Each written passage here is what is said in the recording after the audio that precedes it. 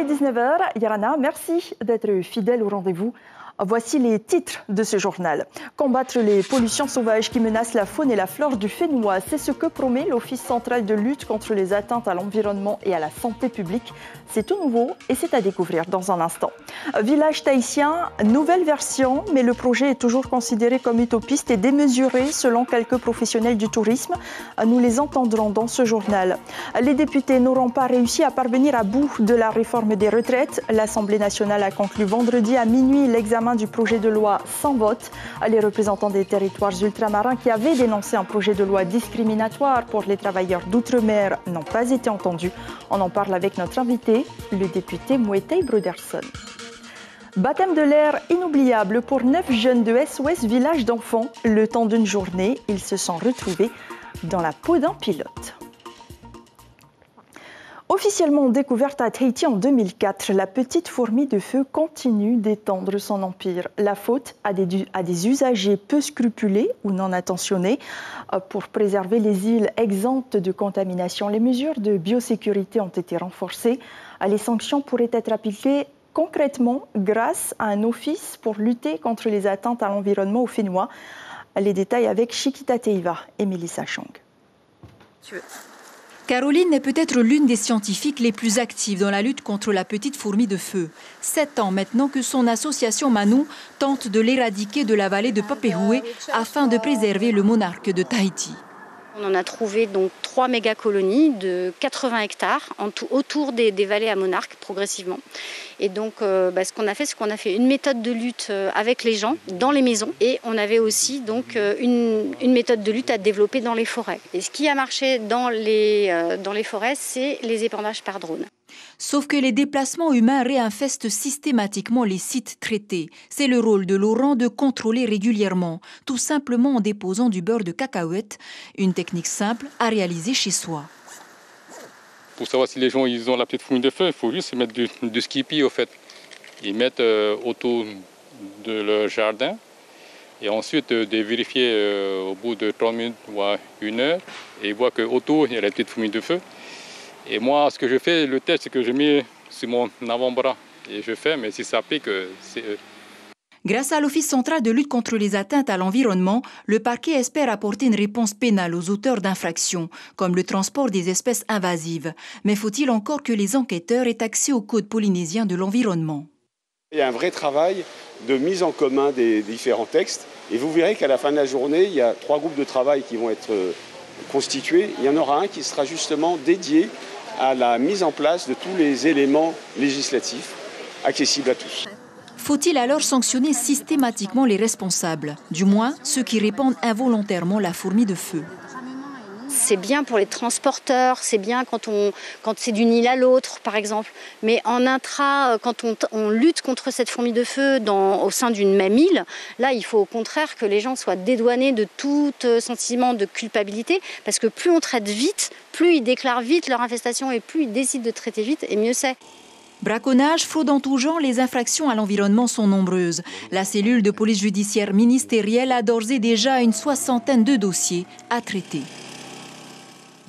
Et elle risque 10 ans de prison et plus de 800 millions de francs pacifiques d'amende douanière pour importation illégale et trafic de stupéfiants. Elles, ce sont les 3 personnes interpellées le 13 février dernier à l'aéroport. Dans leur valise, plus de 3 kilos d'ice transportés des États-Unis et achetés à un Mexicain. L'un des trafiquants présumés est en récidive légale. Lui, comme ses compères, seront jugés le 13 avril prochain. C'est une nouvelle version du village tahitien qui a été officiellement présentée la semaine dernière. Ce projet touristique sur Pun Auya est dans les cartons depuis 2013. Autre nom, autre budget, autre investisseur. Mais 10 ans plus tard, le projet est-il réalisable? Le coprésident du Conseil des professionnels de l'hôtellerie reconnaît lui-même qu'il paraît surdimensionné. On voit cela avec Lucille Guichet et Rowan Potoro. C'est l'un des silos du futur village tahitien. Ici, les plans prévoient un large remblai, un hôtel de 88 chambres et des villas lacustres. Nouvelle proposition pour le village tahitien, comme un retour vers le futur. 10 ans après sa première mise en route, c'était en 2013 et il s'appelait encore le Mahana Beach. C'est vrai que c'est beaucoup si ça arrive sur le marché d'un seul coup, mais finalement on sait que sur Tahiti on n'a pas assez de chambres d'hôtel. En Polynésie, on n'en a pas assez. Et donc, je dirais, à partir du moment où chaque porteur de projet prend le risque de se lancer, c'est qu'il pense qu'il y a de grandes chances pour que ça marche. Le dernier jet prévoit 900 chambres partagées entre 4 groupes d'investisseurs locaux. Si pour l'heure, aucun protocole ni acte notarié n'est encore signé, le gouvernement se veut confiant. Je pense que si tout se passe bien, dès 2024, nous pourrons, donc fin 2024, rendre déjà le premier et deuxième lot à la construction. Le Conseil des professionnels de l'hôtellerie se montre plus mesuré. S'il soutient le développement touristique, pour le groupement, le village tahitien reste surdimensionné et utopiste. Il y a des infrastructures routières pour faire venir les gens, trouver 1800 employés. Qu'est-ce qu'on va faire de ces touristes qui vont rester à Tahiti pendant une semaine parce qu'on n'aura pas la place de les accueillir dans les îles. Voilà, donc ça voudrait dire que ça serait un changement ça serait peut-être plus un tourisme d'affaires, de conventions, de séminaires qu'un tourisme de loisirs. Avant le démarrage de la construction, le pays doit terminer ses travaux de viabilisation, stabiliser les talus et trouver une solution pour la quarantaine de familles vivant le long du littoral. L'examen de la réforme des retraites à l'Assemblée nationale s'est achevé vendredi 17 mars sans vote, dans une ambiance plus que tendue et largement gênée par les 20 000 amendements déposés puis retirés. C'est la première fois qu'un texte ne peut pas être examiné dans son entièreté en raison d'un délai constitutionnel atteint. Les députés disposaient effectivement d'une période exacte de 20 jours pour effectuer la première lecture. Ce délai strict résulte d'un choix du gouvernement. On en parle avec notre invité, Moïté Brudersen Yorana. Merci d'être sur Polynésie la première ce soir. Alors tout d'abord, en tant qu'élu de la République, est-ce que vous cautionnez les attitudes des députés que l'on a pu constater ces derniers jours? Est-ce que c'est ça, être un élu du peuple? Écoutez, moi je pense que les gens me connaissent, je ne suis pas un adepte du brouhaha, de l'invective ou de l'injure ou de l'insulte. Donc les comportements qu'on a pu voir effectivement qui relèvent plus du cirque que du Parlement, moi je ne les cautionne pas, c'est pas comme ça que je fonctionne. Je suis à l'Assemblée nationale pour travailler, j'avais un certain nombre d'amendements sur les articles 7 et l'article 9 qui du coup n'ont évidemment pas pu être examinés. J'ai cru lire quelque part que ma collègue Lana Tetuanui allait les reprendre lors de l'examen au Sénat, donc il faut s'en réjouir. Mais voilà, j'aurais préféré qu'on puisse travailler dans une ambiance plus calme, parce que ça correspond plus à mon tempérament. Alors justement, vous parlez d'un article qui n'a pas été étudié, celui notamment sur le report de l'âge légal de départ à la retraite à 64 ans. Il n'a pas pu être étudié. Est-ce que pour vous, c'était du temps perdu, ces débats ? Alors, c'est toujours, chacun voit midi à sa porte. Ça a été l'occasion pour les partis politiques d'affirmer leur position, de réaffirmer, vraiment de marteler leur position, l'opposition comme la majorité gouvernementale. Est-ce que c'est du temps perdu? Je ne sais pas. Je l'ai dit, moi, dans mon intervention, je pense que le dernier mot reviendra au peuple. Donc on va voir et on va suivre de très près ce qui se passera le 7 mars, aussi bien dans l'Hexagone qu'au Fénois. Je pense que l'enjeu est d'importance. C'est une réforme qui est tout sauf anodine et qui n'est pas, à mon sens, justifiée. Donc le dernier mot reviendra au peuple. Alors, le 6 février dernier, justement, lors du début de l'examen du texte, vous et d'autres députés ultramarins avaient pointé du doigt l'absence de considération des spécificités de vos territoires respectifs. Est-ce que c'était un petit peu brassé du vent pour la Polynésie? Cela concerne près de 10 000 fonctionnaires. Non, je ne pense pas que ce soit brassé du vent. Vous savez, constitutionnellement, quand le gouvernement présente un projet, il est tenu de faire des études d'impact. Or, ça a été le sens de ma question à la Première ministre, cette étude d'impact n'a pas été faite pour les Outre-mer. On a des conditions de vie avec des espérances de vie, des conditions de travail, d'emploi des femmes, de carrière hachée, qui sont très en deçà de ce qu'on a dans l'Hexagone. Et donc et puis on a aussi ces conditions de vie, le coût de la vie chez nous est plus cher que dans l'Hexagone. Donc il aurait convenu tout de même d'avoir cette étude d'impact spécifique pour les Outre-mer dans l'ensemble des documents d'études, ce qu'on n'a pas eu. Et aujourd'hui, le document, enfin en tout cas le projet de loi part au Sénat. Est-ce que l'on peut rattraper ou pas, ou est-ce que c'est peine perdue? Les Outre-mer ont bel et bien été oubliés. Alors il y a un certain nombre d'amendements, comme je vous disais, que moi j'avais préparés, qui vont être repris par certains de mes collègues sénateurs, donc aussi bien Lana qui a annoncé en reprendre une partie, ou d'autres sénateurs du groupe communiste au Sénat. On verra comment les choses se passent au Sénat. En général, c'est un peu plus calme. Et puis ensuite, il va y avoir la commission mixte paritaire et éventuellement un retour à l'Assemblée nationale. Donc l'étude n'est pas terminée. Alors pour ce qui concerne les fonctionnaires du Fénois, vous, le sénateur Tevaro Fritsch et les représentants syndicaux avaient participé à une réunion sur l'ITR au ministère de l'Outre-mer. L'État s'engage à établir un calendrier de travail. L'État qui s'était déjà engagé en 2008, est-ce qu'aujourd'hui on peut y croire? Ça a été le sens de ma question à l'issue de ce comité, ce comité consultatif de l'ITR, puisqu'en gros, la demande unanime, aussi bien des syndicats que des parlementaires qui étaient présents, était de geler l'extinction de l'ITR en attendant que l'alternative soit mise en place. On nous a répondu de manière un peu optimiste, je dirais, que c'était pas la peine de faire ce gel puisqu'on aurait la solution avant la fin de l'année et que ce serait intégré au PLF, au projet de loi de finances 2024. Moi, je suis un peu comme Saint Thomas. Surtout après ce que les gens ont vécu sur l'ITR. Il faut se rappeler que les promesses qu'on nous fait aujourd'hui ont été faites dès 2008. Et donc, je ne suis pas convaincu qu'on arrivera à intégrer tout ça au PLF 2024. Mais vous allez quand même œuvrer pour. On va œuvrer pour. Il y a un certain nombre de travaux qui vont s'opérer jusqu'en juin. Et en juin, on va remettre des contributions écrites, aussi bien les syndicalistes que les parlementaires. Maintenant, qu'est-ce que ces contributions vont devenir, puisqu'elles vont d'abord être retravaillées par les ministères qui sont partie prenante, et ensuite, on va dire que l'ogre Bercy va trancher. Qu'est-ce qui va en ressortir? Est-ce que la montagne va encore une fois accoucher d'une souris? On sera fixé. Nous allons suivre ça de très près. Voilà. Avant de terminer très rapidement, un mot de politique, puisque les territoriales approchent à grands pas. Le Taveni est déjà en ordre de bataille et les listes vont être dévoilées au Congrès le 18 mars.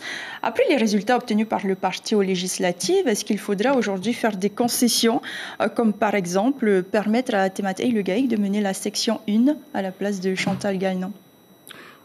Alors, ça, ce ne serait pas... Je ne vois pas en quoi ce serait une concession. Je ne pense pas que ce soit à l'ordre du jour.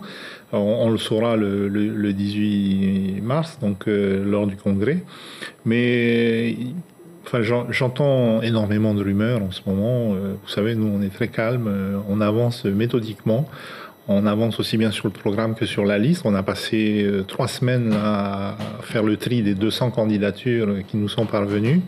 Je pense qu'on a aujourd'hui un équilibre entre la jeunesse et l'expérience sur cette liste. C'est un peu le même esprit qui nous avait animés aux législatives. Voilà, après il restera la question... toujours en suspens de la tête de liste et du candidat ou de la candidate à la présidence du gouvernement. Et nous découvrirons ça le 18 mars. Merci beaucoup. C'est ça. Moïtaï Broderson d'avoir été notre invité ce soir. Et je rappelle que sur la réforme des retraites, les élus du Palais du Luxembourg auront jusqu'au 12 mars pour voter le texte. La filariose n'a pas totalement disparu de la Polynésie. Dans certaines îles, comme Wahine et les Gambiers, elle continue de toucher les populations. Alors une campagne de distribution de traitement de cette maladie va être lancée du 20 février au 25 mars dans ces îles. Porté par le moustique, ce virus est bien connu au niveau mondial. Ses conséquences physiologiques peuvent être, dans les cas extrêmes, très handicapants pour les personnes touchées. Depuis plus de 20 ans, la Polynésie suit des protocoles rédigés par l'OMS et les résultats sont probants. Stéphane Ratino. Oui, Ayata, effectivement, un regard ce soir sur la filariose, mais pas vraiment de péril dans la demeure ici en Polynésie française. D'ailleurs, vous le voyez, on a mis pour cette première diapo un moustique avec un ukulélé. Ça veut dire qu'ici, dans ces zones-là, il n'y a aucun danger. Vous voyez les territoires concernés, Tahiti, Moorea, les Marquises Nord, et bien Tuamotu, là, on peut vivre tranquille. Le moustique, eh bien, il n'amènera pas la filariose. Par contre, dans certains territoires, eh bien, il y a une surveillance qui est organisée de manière régulière, mais là, elle est vraiment faite, j'allais dire, quotidiennement pour savoir s'il n'y a pas de prévalence qui venait à se mettre en place. Vous le voyez, les îles soulevant, hormis le territoire de Wainé, et les Marquises Sud, qui, il y a quelques années, était marquée par une prévalence de 1%, eh bien, là aussi, la maladie a été éradiquée, mais on surveille de manière, j'allais dire, quotidienne, suivant les indications de l'Organisation mondiale de la santé. Et puis, les territoires qui appellent interrogation, en tous les cas, qui vont donner lieu à des traitements distribués à la population à partir du 20 février, eh bien, ce sont ces deux territoires, Wainé et l'archipel des Gambiers. Là, on va distribuer à la population pour éviter que ce petit virus transporté par le moustique ne s'installe dans le sang des citoyens. C'est une maladie qui est bien connue. Il y a un programme qui est mené par l'OMS, Organisation mondiale de la santé, depuis 1999 ici à Tahiti. Les résultats sont probants. Toutefois, 50 pays peuvent être potentiellement concernés par la maladie. 860 millions de personnes exposées, pays tropicaux, vous le comprenez. Des résultats probants à l'arrivée, vu l'efficacité du système mis en place par les autorités sanitaires. On compte à peu près 50 millions d'infections par an, mais c'est 3/4 de moins qu'il y a quelques années. Par contre, eh bien, le poids de l'histoire est là. La maladie eh bien, concerne 36 millions de personnes qui sont atteintes de manière chronique par celle-ci. Donc, pas d'inquiétude en Polynésie, tout est sous contrôle et surtout, un rappel avec cette saison des pluies, ne laissez pas les eaux stagner dans le jardin ou bien sur la terrasse, Ayata. Merci beaucoup Stéphane Ratino pour cet éclairage. Il promet de transporter le public polynésien dans son univers féerique. Gus, l'illusionniste, est à Tahiti pour 3 spectacles, les 24 et 25 février à la Maison de la Culture. Cet as de la manipulation fait apparaître, disparaître et voler les cartes avec une dextérité exceptionnelle. Maître en illusion, il tentera de vous surprendre avec des numéros spectaculaires. 90 minutes à couper le souffle pendant lesquelles Gus jubile à épater petits et grands avec humour, tendresse et une pointe de romantisme. On l'écoute, il répond à Rowan Potoru. Il y a de la magie visuelle, du mentalisme, de la magie pour les enfants, des cartes. C'est un peu un cocktail de toutes les magies que j'aime qui va se passer. Quelle est la différence entre la magie et l'illusion? La magie et l'illusion, c'est un petit peu la même chose. On va dire que nous, les illusionnistes, on crée des illusions pour faire croire à de la magie.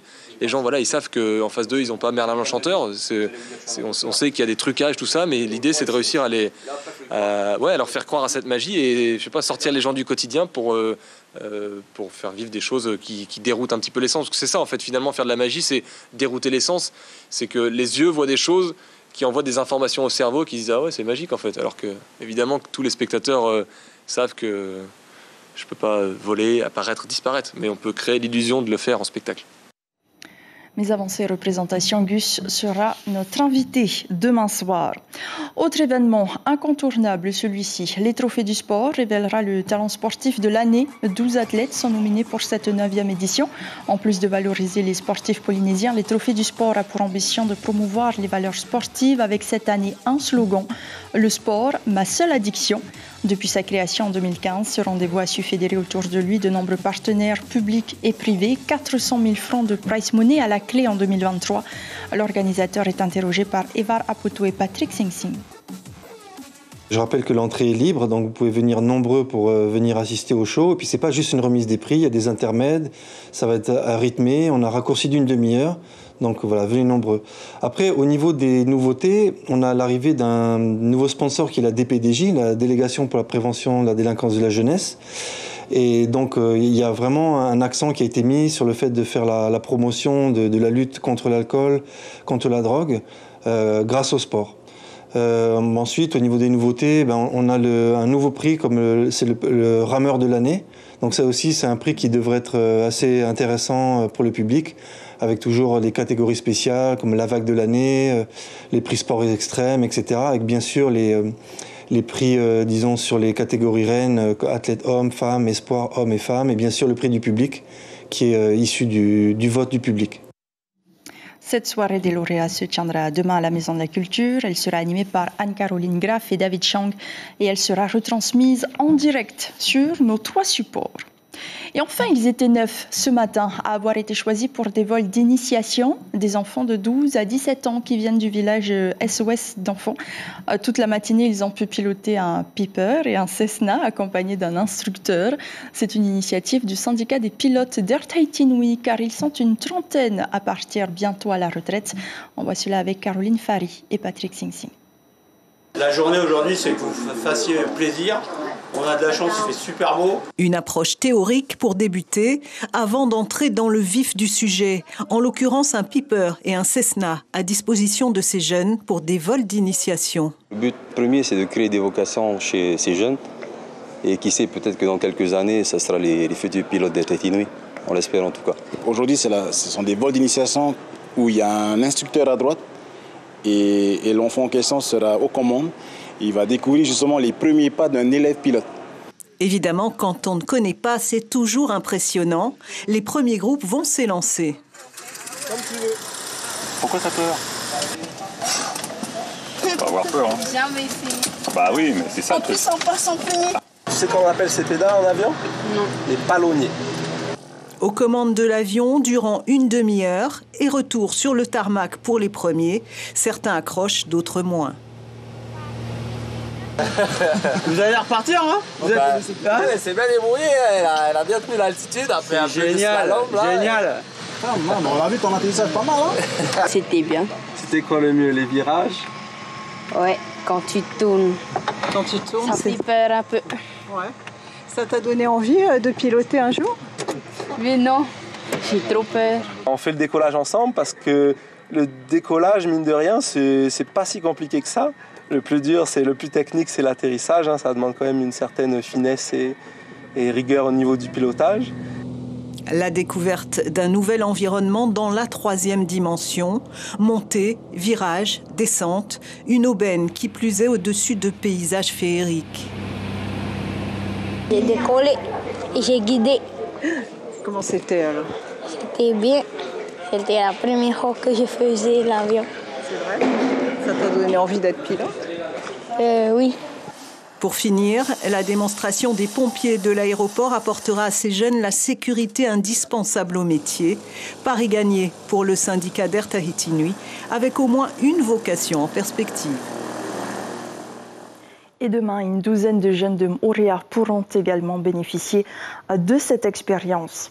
Nous arrivons au terme de cette édition. Nous retiendrons cette information pour ce lundi soir. L'Office central de lutte contre les atteintes à l'environnement et à la santé publique est officiellement créé depuis le mois d'octobre dernier afin de lutter contre les différentes problématiques environnementales qui menacent la faune et la flore du Fénois.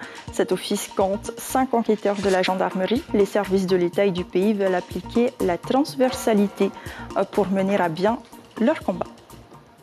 Le Dixit 2023 est disponible, le 31e numéro de la revue annuelle économique, sociale et culturelle de Polynésie. Au sommaire, l'incontournable bilan économique et le classement des 200 premières entreprises.